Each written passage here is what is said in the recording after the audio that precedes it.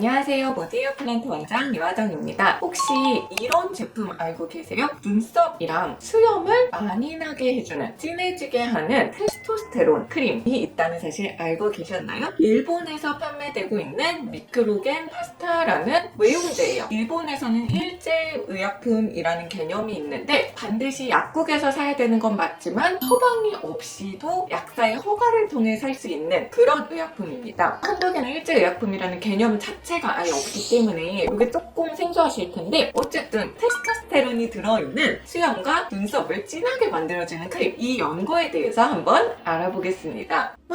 성분 자체는 굉장히 단순해요. 테스토스테론과 메틸테스토스테론이 들어있는 연고입니다. 왜 두 가지가 들어있냐라고 하면, 그냥 테스토스테론이 사실은 반감기가 되게 짧아요. 발랐을 때 몸 안에서 쉽게 분해되기 때문에 아마 반감기가 좀 더 긴 메틸테스토스테론을 같이 섞어서 이 테스토스테론의 효과를 조금 더 오래 지속시키다라고 하는 개념이고요. 일본의 한 제약회사가 1953년에 당시에 일본에도 눈썹이나 수염이 나지 않는 이런 유전적인 질환을 가진 사람들이 있어요. 그런 사람들을 대상으로 테스토스테론이 들어있는 이런 물약 같은 거를 안 나는 부분에 발라봤더니 수염이 회복되었다라는 의사들에 의해 사례보고 같은 것들이 소규모 연구로 나왔고, 이 근거를 통해서 1953년에 일본 후생성의 허가를 받아서 테스토스테론 연고가 출시가 됐습니다. 그 후로 한국에도 들어온 적이 있었습니다. 동성제약이라는 한국의 제약회사가 제휴를 맺어서 제조하고 판매를 국내에서 했던 적이 있었어요. 그런데 이게 2017년에 오남용 우려가 있다, 전문의약품으로 지정됐는데도 불구하고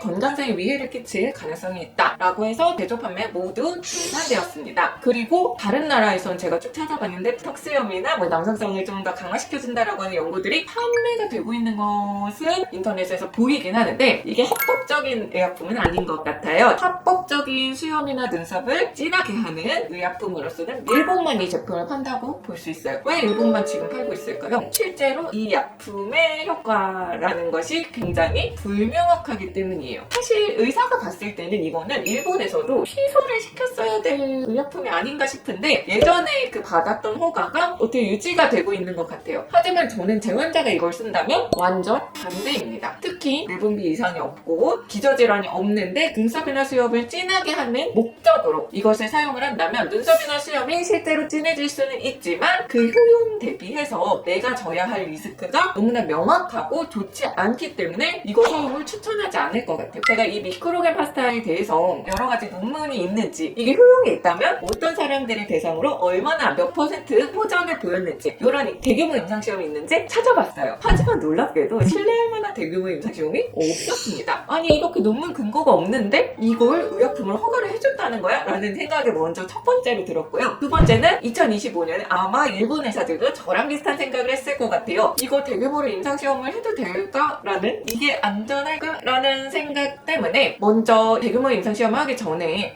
그럼 이거 발랐을 때 혈중으로 테스토스테론이 진짜 흡수되는 거 맞아? 혈중 테스토스테론 농도가 오르는 거 아니야? 라는 거를 일본에서 테스트한 연구 결과가 있더라고요. 두 번째, 이거 발랐을 때 혈중 테스토스테론이 올라가요. 위험하다는 얘기죠. 사실 우리가 밖에서 테스토스테론을 주는 것은 내분비를 교란시키기 때문에 특수한 목적과 정확한 진단 검사 결과가 동반되지 않는 한 밖에서 테스토스테론을 주는 경우는 굉장히 제한적입니다. 그런데 미용 목적으로 밖에서 그냥 외용제로 테스토스테론을 바른다는 거는 일반적으로 정말로 위험한 행위일 수도 있는 거죠. 그리고 이게 외용제다 보니까 내가 바르고 나서 내 주위에 있는 가임기 여성, 아기들 만질 수가 있어요. 가임기 여성이 이걸 만졌다, 임산부가 만졌다, 이런 것들 굉장히 다 위험한 행위인 건데, 그래서 아마 일본을 제외한 다른 나라에서는 이게 의약품으로 허가되지가 않은 걸로 보여요. 효용 자체도 뒷받침할 만한 근거 별로 없고요. 정말 수염이 정말 적은 환자들한테서 발랐더니 좋았다, 이런 정도의 근거만 있고, 일반적인 스테로이드 연고, 굉장히 낮은 효과의 스테로이드 연고도 장기적으로 사용했을 경우 피부 문제가 있을까봐 장기 사용을 제한하고 있는데, 그걸 미용 목적으로 예민한 얼굴 피부에 바른다? 좋지 않은 행위인 거죠. 장기 사용에 대한 안정성도 없고. 정리를 하자면 이거는 정말 옛날이라서 허가를 받을 수 있는 의약품이고, 사실